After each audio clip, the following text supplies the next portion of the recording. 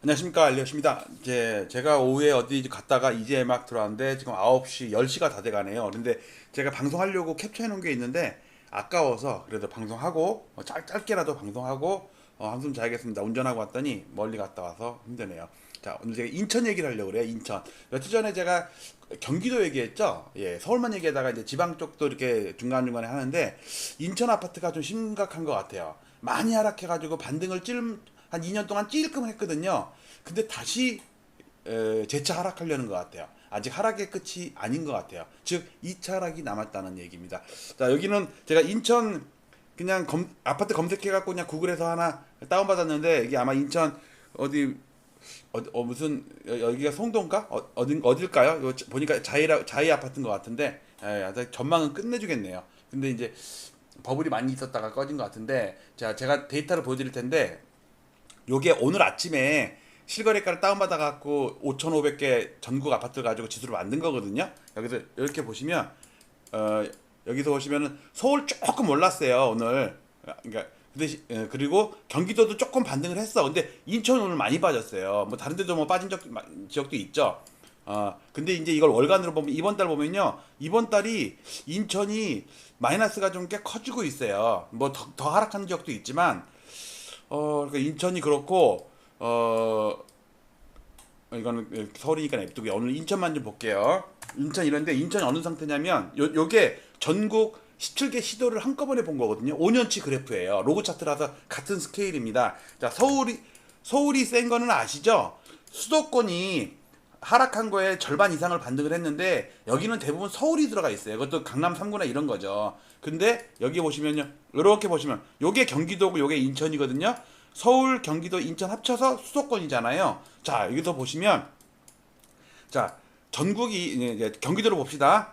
3단으로 올랐거든요.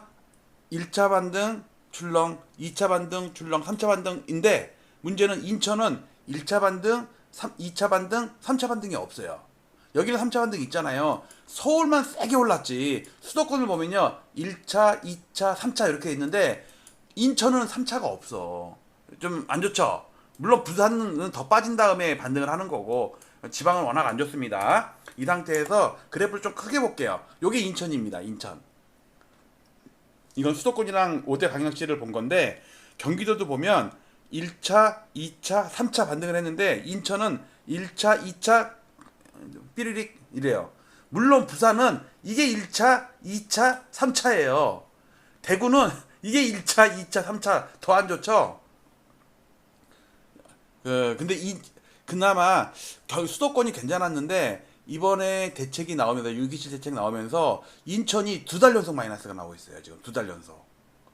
심각해요. 그래서 이걸 좀 세세하게 좀 볼게요. 이렇게 보면 여기가 이제 제가 그 전국 아파트 시군구를 다 하는데 요 페이지에 인천과 부산이 들어가 있어요. 일단 저는 인천을 보려고 합니다. 자, 인천입니다. 인천. 뭐 부산은 더 안 좋고요. 자, 인천인데 1차 반등, 2차 반등, 3차 반등이 없죠. 이게 뭐냐면 연수구 때문에 그래요. 이게 시가총액 순서거든요.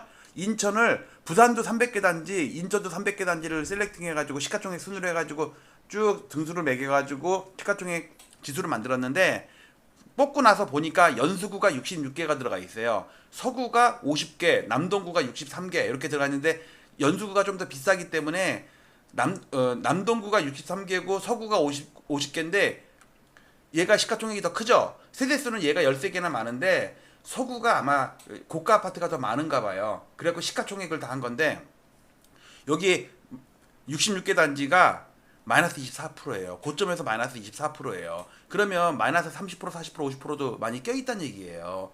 서구도 마이너스 14, 그나마 반등을 꽤 했네. 얘는 반등하다가 밀렸죠. 서구는 그나마 꾸역꾸역 반등을 해. 그러니까 마이너스 14.7%야. 남동구도 23%야. 거의 연수구랑 맞먹어. 그래프를 보니까 인천을 끌어내린 게 연수구 영향이랑 남동구 영향이 크네요. 서구는 멀쩡해요 지금. 서구는 아직도 반등 중이야. 근데 여기 좀 삐리릭 빠지는 거 보이죠? 이거 여차하면 이 저점 낄 것 같다니까. 올라갈 때 엄청나게 올랐죠. 서구나 남동구에 비해서 연수구가 엄청 올랐죠. 이게 송도가 아마 연수구 그쪽이죠. 송도 신도시 이쪽이. 부평구는 뭐 반등도 못하고 삐리릭 그러고 미추홀구는 그냥 옆으로 기었네. 계양구도 옆으로 기고 오는 것도 별로 없고. 그다음에 중구가 아니 구도심이죠 여기가. 옛날에 인천구청 있었고 여기가 중구에 가끔 놀러 갔었는데 옛날에 그 역사박물관 있고 그래가지고 그래도 오를 때 여기 엄청 올랐네. 예. 자, 그런데 전체적으로 보면 인천의 그래프가 상당히 안 좋아요. 수도권 요번에 규제를 가한 게 직격탄이 인천에 오는 것 같아. 서울이 아니라. 그래서 인천은 그래서 L차트 한번 볼까요? L차트에 가서 보시면 여기 이게 전국 그래프인데 비교 차트를 보면 이걸 다 지울게요. 이렇게. 요게 전국 아파트입니다. 전국 아파트에서 반등을 많이 했잖아요. 왜 여기 서울도 들어가 있고 하잖아. 근데 밑에 쭉 내려가서 보시면요. 좀 전에 봤던 것처럼 경기도 있죠. 경기도가 이렇게 반등을 했습니다. 자, 인천을 볼까요? 인천 이거밖에 안 돼요. 오질나게 빠진 다음에 이렇게 반등 못해요. 이걸 가격대로 보면 T로 보면 지수를 볼게요. 217포인트에서 159포인트까지 빠졌어요. 그리고 반등을 했는데 지금이 169포인트예요. 저점에서 10포인트 올랐네. 10포인트. 하락은 한 60포인트 빠졌네. 60포인트 빠지고 10포인트 올랐으면은 6분의 1 반등한 거죠. 6분의 1. 60포인트 빠지고 10포인트 반등했으니까. 그러니까는 50포인트가 아직 하락이지. 그러니까 6억 하락했으면 1억 반등한 거야. 아직도 5억이 하락해 있다니까. 그러니까 이렇게 생각하시면 돼요. 21억 7천짜리가 15억 9천 됐는데 또까지 떨어졌다가 반등을 했는데 지금 169억이야. 16억 9천. 21억 7천, 15억 9천, 16억 9천. 즉 얘가 6억 떨어졌죠. 1억 반등했죠. 아직도 5억이 하락해 있다니까. 물론 그 전에 여기 12억에서 21억까지 올랐으니까 9억이 올랐네. 9억이 가격으로 따지면 개별 아파트까지는 안 볼게요. 개별 아파트 이렇게 보시면 여기에 저기도 인천시 보이잖아요. 인천에서 1등이 9월 힐스테이트 롯데 요거네. 9월 힐스테이트네요. 그 전에 1등이 더샵 송도 마리나베이인데 얘가 더 많이 빠졌나? 우와. 요 앞에는 지데이터가 아니에요. 이거는 그냥 그 인천 그 평균이에요. 여기에 그 입주를 했으니까 야, 좀 있으면 입주할 때까지 떨어지겠네. 이게 가격으로 따지면 12억 5,800에서 그러니까 이거는 지수예요. 그러니까 가격인데 개별 아파트니까 12억 5,800이 지금 6억 9천 됐어. 6억 9천. 반토막 났네. 그러니까 1등에서 여기 순위가 원래 1등이었거든. 근데 4등으로 밀린 거예요. 9월 힐스테이트, 그다음에 인천 SK 스카이뷰 전부 이렇게 폭락한 다음에 어느 정도는 반등을 했어. 더 반등했냐, 덜 반등했냐. 송도 더샵 센트럴 시티도 그렇고요. 루원 이편한. 야, 송도 더샵 퍼스트. 야, 진짜 이게 하락이 끝난 게 아니네. 특히 야, 어떻게 이거는 이렇게 되지? 어떻게 반토막 나냐? 신기하네요. 하여튼 인천시가 이런 상태에 갖고 추세선을 볼까? 추세선 장기지선 딱 하면요 깨졌어요. 이거를 1900 이렇게 로그 차트로 볼게요. 이렇게 하면은 87년의 바닥인데 98년 IMF 저점 바닥이고 2019년 바닥인데 이번에 깨졌네. 장기 추세선이 깨졌어요. 40년 추세선이 처음으로 깨진 거야. 되게 그래서 좀 위험하다. 많이 빠지긴 했는데 진짜 싸요 지금. 아까 얘기했잖아요. 6억이 떨어졌다가 1억 반등했다고. 아직도 5억이 싸. 고점에 비해서 5억이 싸. 근데 이게 끝이 아닌 것 같다니까 차트가. 만약에 서울 아파트가 상승을 멈추고 꺾이면 얘가 그 다음부터 뜰까? 아니라고 봐요. 서울이 꺾이면 못 올랐던 거는 더 빠져요. 그래서 제가 2차 하락을 얘기하는 거예요. 전국적으로는 이미 21년 10월달에 다 상투 쳤다니까. 서울만 그것도 강남 3구랑 행강벨트 그쪽만 좀 오른 거지. 노도강도 못 오르고 있고 은평구나 서대문구도 다 전고점에서 한참 밑에예요. 자, 그래서 오늘 간단하게 인천 아파트 아직 하락의 끝이 아닌 듯 했습니다. 자, 그리고 항상 제가 방송할 때 여러분께 부탁드리는 거, 제가 지금 어딨냐 청원을 올렸죠? 국민청원 올렸습니다. 국민청원 올렸는데 지금 11,100명이 넘었네. 그래도 많이 도와주셔서 감사한데 이게 5만 명이 되지 않으면 아무 소용이 없어요. 국회까지 가질 않아. 그러니까 여러분 이 영상 밑에 댓글에 고정 댓글로 청원 주소 고정시켜 놨으니까 그걸 카피 떠가지고 이미 동의하신 여러분들께 추가로 제가 부탁을 드리는 겁니다. 주위에 좀 많이 전파 좀 시켜서 더 많은 분들이 청원에 참여하도록 좀 부탁 좀 드릴게요. 그리고 설명 영상은 뒤에 연달아 붙이겠습니다. 여러분들 안녕히 주무십시오. 마치도록 하겠습니다. 감사합니다.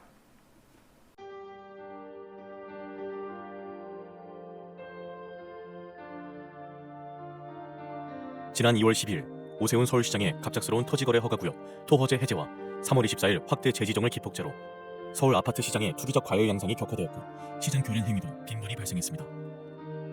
한국은행의 통계에 따르면 부동산이 가계 순자산의 73.7%를 차지한다고 합니다. 좁은 국토와 한정된 토지에서 남들이 들어가 살아야 할 주거 공간에 투기를 하고 막대한 불로소득을 올리고 자랑까지 하는 시대는 하루빨리 종식되어야 합니다. 부동산 시장의 투기와 주택 가격의 비정상적인 상승은 국민들의 주거 불안과 청년들의 근로 의욕 저하, 사상 최악의 저출산 등 사회적 문제로까지 이어지고 있기 때문입니다. 저는 올해 3월 이후 국토부 실거래가 공개 시스템에서 비정상적인 계약 해제 건수가 폭증하는 것을 목격하였습니다. 아파트 시장을 폭등시키는 것은 일상적인 100건의 계약이 아닌 신고가 한 건에 의할 때가 많기 때문에 투기 세력들은 쉽게 이러한 유혹에 빠집니다. 과거에도 신고가 허위 등록 후 후속 계약이 등록되면 슬그머니 이를 해제하는 등의 사례가 종종 언론에 보도되기도 하였습니다. 이는 해당 아파트의 실거래가를 조작함으로써 시세를 올리려는 부정한 작전에 해당합니다. 그러나 이를 감시해야 할 국가기관의 조치는 어디에서도 찾아볼 수 없었고 그 실태조차 파악도 못하고 있는 것으로 보입니다. 이에 최근의 비정상적인 실거래가 대량 계약 해제 사태를 통계적으로 집계하여 과거와 비교하며 그 실태를 먼저 알리고자 합니다. 본 청원의 취지는 국토부 실거래가 공개 시스템의 신고가 허위 계약 등록 후 후속 계약 등록 시 이를 해제하거나 계약과 해제를 반복하는 자전거래 등 책임있는 국가기관의 아파트 실거래가 조작 여부 실태 조사를 촉구하기 위함입니다. 또한 허위 매물 등록과 시세 담합, 허위 계약 자전거래 등 부동산 시장을 교란시키는 작전 세력 감시를 위한 금융감독원, 증권감독원과 같은 부동산 감독원 설립을 촉구하기 위함입니다. 본 청원을 계기로 국가 차원에서 건전한 부동산 거래 질서를 확립하여 집값 폭등과 이로 인한 불로소득을 차단하여 사회 갈등을 해소하고 국민의 주거권을 보호할 수 있는 부동산 거래의 공정성 및 투명성을 확보해 주시기 바랍니다. 국토부 실거래가 공개 시스템에 등록된 최근의 서울 아파트 매매 계약과 해제 건수를 집계하여 과거와 비교한 특이 사항은 아래와 같습니다. 올해 7월까지의 계약 해제 건수는 4,028건이 등록되었는데 그 중에서도 특히 6월에 가장 큰 폭을 기록하였습니다. 해제 사유 발생일 기준으로 6월 한 달간 1,181건이 발생하였는데 이는 데이터가 공개된 2020년 2월 이후 5년간의 월 평균 해제 건수 124건에 비해 9.5배나 되는 이상 현상이었습니다. 거래 증가를 감안하면 서울을 제외한 전국에서는 이 수치가 1.7배에 불과해 타 지역에서는 이러한 현상이 거의 발생하지 않았고 서울에서만 소위 부동산 적절히 실행되었다고 보여야 할 것입니다. 올해 들어 거래가 급증하고 전자계약 활용이 증가하는 추세에서 수정이 안 되는 단점 때문에 계약 해제 후 재신고하는 이유로 해제 건수가 폭증했을 가능성도 있습니다. 그러나 2024년 기준 전자계약 활용 비율은 5.95%에 불과해 여전히 종이계약서 활용 비율이 94%에 이르고 3일 이내 해제 비율도 3.9%에 불과해 단순 실수나 변심으로 인한 해제 건수 급증의 가능성은 적어 보입니다. 특히 서울 25개 구 중에서도 한강 벨트로 일컬어지는 지역에서 계약이 집중적으로 대량 해제되었는데 성동구는 6월에만 108건이 해제되며 지난 5년간의 월 평균 5.3건에 비해 20.5배에 이르렀으며 강동구도 99건이 발생해 19.2배에 달했습니다. 3월 이후 거래가 급증하였다는 점을 감안하더라도 도봉구 2.8배나 은평구 3.7배에 비해 이들 한강벨트 지역에서 20배 전후의 급증세를 보인 것은 일반적이지 않다는 것을 반증합니다. 서울시 외의 수도권에서도 비슷한 현상이 발견되는데 성남시 분당구에서도 6월 한 달간 107건이 해제되어 5년 월 평균인 3.8건에 비해 28.4배나 되었습니다. 이러한 특이 현상이 서울의 한강벨트 지역에서 집중적으로 발생한 공통점은 2023년 저점에서 2년간 반등을 하던 중 이들 모두 2021년 전후의 전고점 돌파 직전에 있었다는 것이며 2월 12일 토허제 해제와 3월 24일 재지정의 행정 실패 기간을 거치며 거래가 급증했고 해제 건수 폭증을 동반하며 전고점 돌파에 성공했다는 점입니다. 다음에 나열할 1년의 1.1 데이터를 살펴보면 이러한 계약 해제 건수 폭증과 토허제 사이에는 분명한 인과관계가 있다고 추정됩니다. 이번 대량 계약 해제 사태는 오세훈 서울시장이 직접 기획해 1월 14일 서울시청 대회의실에서 열렸던 규제 풀어 민생 살리기 대토론회에서부터 시작되었다고 생각됩니다. 당시 토론회에 참여했던 100인 중 강남구 공인중개사 한 분의 토허제 구역 해제 건의에 대한 답으로 서울시장은 강남구 대치동과 삼성동, 청담동과 송파구의 잠실동 등 4개 지역의 토허제를 해제하겠다고 공언했습니다. 한 달 후인 2월 12일 이들 4개 동은 토허제 지역에서 전격적으로 해제되었으며 이들 지역의 아파트값은 곧바로 폭등세를 보였습니다. 일몰제였던 토허제는 6월이면 자동적으로 해제될 예정이었음에도 불구하고 서울 아파트 거래량이 감소되었고 매매 가격도 안정되었다는 이유로 사상 최고치를 기록하며 폭등세를 보이던 토허제 지역을 신정부 출범 직전 4개월 앞당겨 전격적으로 해제한 것은 이해할 수 없는 행정이었습니다. 당시 잠실동은 2년 전 저점에서 이미 플러스 28.9%, 대치동은 플러스 24.8% 급등해서 사상 최고치를 이어가던 중이었으며 계엄과 탄핵 등 주무부처가 부재한 무정부 상태를 틈타 급등세는 폭등세로 변하여 7월 현재까지 5개월간 플러스 20% 전후의 추가 상승세를 기록, 2년간 플러스 50%가 넘는 경이적인 기록을 세웠습니다. 그러나 2월 당시 노원구 3기 등은 고점 대비 마이너스 26.5% 폭락해 있던 상태였지만 토허제 사태 이후 폭등장에서도 불과 플러스 0.3% 상승하는 데 그쳤습니다. 결국 2년간 대치동 세대수 상위 9개 단지 14,169세대의 평균 매매가가 28.7억 원에서 43.1억 원까지 플러스 14.4억 원, 플러스 50.6% 급등하는 동안 상계동 세대수 상위 34개 단지 46,751세대의 평균 매매가는 7.5억 원에서 5.7억 원까지 오히려 마이너스 1.8억 원, 마이너스 23.5% 급락했습니다. 두 개 동의 매매가 차이가 2년간 4.1배에서 7.5배로 벌어지는 초양극화 현상이 발생한 것으로 서울시의 규제 풀어 민생 살리기 대토론회에서 시작된 아파트값 폭등 현상은 민생보다는 부자 살리기 결과를 초래하게 된 것입니다. 더구나 상계동의 총 세대수는 대치동에 비해 2배 이상 더 많기까지 합니다. 토호제 해제 이후에 지역별 아파트값 폭등 현상을 날짜별로 나열하면 이번에 대량 계약 해제 현상이 불특정 다수에 의한 우연한 현상이 아니었음을 의심하게 됩니다. 강남 3구 중 작년에 이미 전고점을 돌파한 강남구 및 서초구에 비해 송파구는 작년 8월부터 2월까지 6개월간 전고점을 못 넘으며 정체되어 있는 상태였고 거래는 줄었지만 여타 지역들도 무언가를 기다리는 듯 극심한 눈치보기 흐름을 지속하고 있었습니다. 2월 12일 서울시장의 전격적인 토어제 구역 해제와 함께 서울 아파트 시장은 송파구 잠실동을 위주로 폭등세로 돌변했습니다. 연일 폭등세를 보이던 서울 아파트 시장은 열흘 후인 22일 송파구와 영등포구가 4년 전에 전고점을 돌파한 데 이어 4일 후 마포구, 9일 후 성동구 등 차례로 전고점을 돌파했습니다. 서울 아파트 시장이 폭등세를 보이자 국토부 등 정부 당국에서는 3월 24일 부랴부랴 토호제 지역 확대 재지정을 했지만 이미 전고점을 넘은 서울 아파트 시장은 거래 폭발과 더불어 추격 매수가 붙으며 걷잡을 수 없이 폭등세를 이어갔습니다. 4월과 5월에도 광진구와 강동구 등 한강벨트 나머지 지역뿐만 아니라 성남시 분당구도 속속 전고점을 돌파하는 등 이러한 폭등세는 주변 지역으로 확산세를 보였습니다. 이에 따라 6월 4주차 부동산원 주간 매매 동향에서는 주간 상승률이 성동구 플러스 0.99%, 마포구 플러스 0.98% 등 연율 플러스 50%라는 사상 최고 상승률을 기록하였고 결국 신정부는 출범 이후 처음으로 대출 총량 관리 강화라는 6.27 대책을 발표하기에 이르렀습니다. 이러한 폭등세 속에서 과거에는 전혀 볼 수 없었던 특이한 거래 현상이 목격되었는데 계약 해제 건수가 급증을 했다는 것입니다. 성동구를 예로 들면 3월부터 급증세를 보였는데 특이한 점은 1월부터 6개월간 해제 사유 발생 건수가 규칙적으로 점증했다는 것입니다. 즉 5년 월 평균 5.3건에 그치던 해제 건수가 12월 4건, 1월 9건, 2월 14건, 3월 29건, 4월 55건, 5월 71건, 6월 108건으로 성동구 아파트 지수 급등을 따라 해제 건수도 급증을 한 것입니다. 강동구와 마포구, 성남시 분당구 등 주요 지역에서도 이러한 현상이 발견되었는데 서울 아파트 전체 해제 건수에서도 12월 91건, 1월 157건, 2월 200건, 3월 369건, 4월 428건, 5월 608건, 6월 1181건 등의 규칙적인 흐름은 동일했습니다. 즉 이들 지역에서는 공통적으로 아파트 가격의 급등 추세를 따라 계약 해제 건수도 동반 급등을 한 것은 이 속에는 신고가 취소분의 상당수 포함되어 있을 가능성이 큽니다. 계약 해제 건수가 집중된 한강벨트 지역에서는 시가총액 또는 세대수 상위 아파트에서 이러한 현상이 집중되었는데 6년간 발생한 총 해제 건수와 올해 6개월간의 해제 건수를 비교해보면 최근에 단기간에 얼마나 많이 집중 발생했음을 알 수 있습니다. 성동구 센트라스 아파트는 6년간에 63건에 비해 6개월 만에 38건이 발생해 그 비중이 60%가 넘었으며 텐지힐 1단지도 58%가 넘었습니다. 강동구의 아르테온 아파트도 55%가 넘었으며 성남시 분당구도 58%가 넘었습니다. 특히 양천구의 목동 신시가지 7단지의 경우에는 6년간 발생한 총 해제 건수 17건 중 올해 6개월에만 12건이 집중적으로 발생했는데 이 기간 전용 53제곱미터 실거래가는 15.7억 원에서 23억 원으로 플러스 7.3억 원 폭등, 불과 4개월 만에 플러스 46.5%를 기록했으며 전용 66제곱미터 실거래가도 19.5억 원에서 27.5억 원으로 플러스 8억 원이 폭등, 플러스 41%를 기록했습니다. 마포구의 마포 레미안 푸르지오 아파트도 6년간 총 42건의 계약 해제 건 중 올해 6개월에만 20건의 해제 건수가 발생하였는데 전용 53제곱미터의 경우 15.9억 원에서 20.5억 원으로 플러스 4.6억 원 급등, 불과 4개월 만에 플러스 28.9%의 상승률을 기록했으며 전용 84제곱미터의 경우에도 18.0억 원에서 24.5억 원까지 플러스 6.5억 원 상승, 플러스 36.1%를 기록했습니다. 이 중에는 상당수가 단순한 실수나 착오, 변심 등으로 인한 계약 해제권이 있을 수 있으나 거래 폭증과 함께 신고가를 포함한 이러한 대량 계약 해제 건수가 전고점을 넘기며 추격 매수를 유발하기에는 딱 좋은 현상이었습니다. 문제는 이러한 대량 계약 해제 건수가 시장 참여자들에게 착시를 불러일으킬 뿐만 아니라 국가기관의 공식적인 총 거래 건수에도 포함된다는 것입니다. 실제로 서울시 부동산 정보광장 홈페이지에는 해제 건수가 포함된 거래 건수가 노출이 되고 있으며 언론에서는 이를 여과 없이 보도합니다. 즉 지난 6월의 총 거래 건수에는 이미 해제된 1천여 건의 계약도 포함이 되어 있습니다. 한편 올해 7월까지 서울 아파트 실제 계약 건수는 44,285건이고 해제 건수는 4,028건으로 총 해제 금액은 5조 2,500억 원입니다. 올해 해제된 계약 건수가 모두 정상이었다고 가정하면 이 금액만큼의 계약금 손익이 발생한 것이며 이 중 20%만 계약금을 포기했다고 가정해도 그 금액은 1조 원이 넘습니다. 그러나 7개월간 4,000건이 넘는 해제 건수 중 얼마나 실제 계약서를 썼는지 계약금은 주고받았는지 알 수가 없습니다. 누군가 나쁜 의도를 가지고 하루에 10번씩 계약과 취소하는 행위를 반복하더라도 막을 수가 없으며 계약금 이체 없이 없었던 일로 삼아도 알아낼 수가 없습니다.